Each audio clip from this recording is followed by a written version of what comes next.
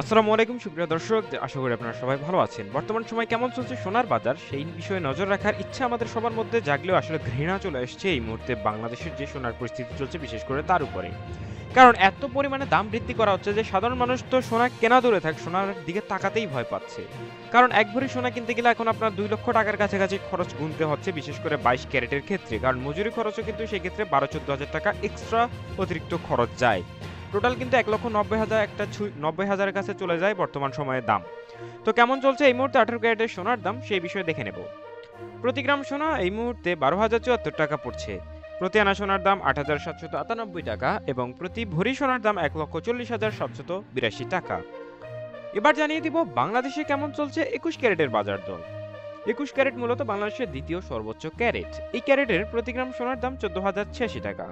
প্রতি আনা সোনার দাম 10,265 টাকা পড়ছে। সেই সঙ্গে নির্ধারণ করে দিয়েছে বাংলাদেশ জুয়েলার অ্যাসোসিয়েশন প্রতি ভরির দাম 1,64,242 টাকা।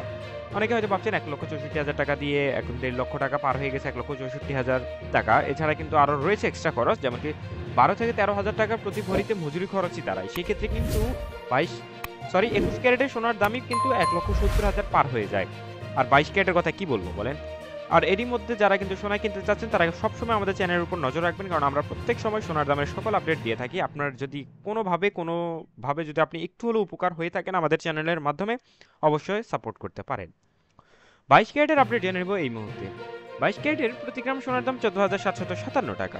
প্রতি আনা সোনার দাম 10,754 টাকা এবং প্রতি ভরি সোনার দাম 1,72,066 টাকা। এই ছিল সর্বশেষ পরিস্থিতি।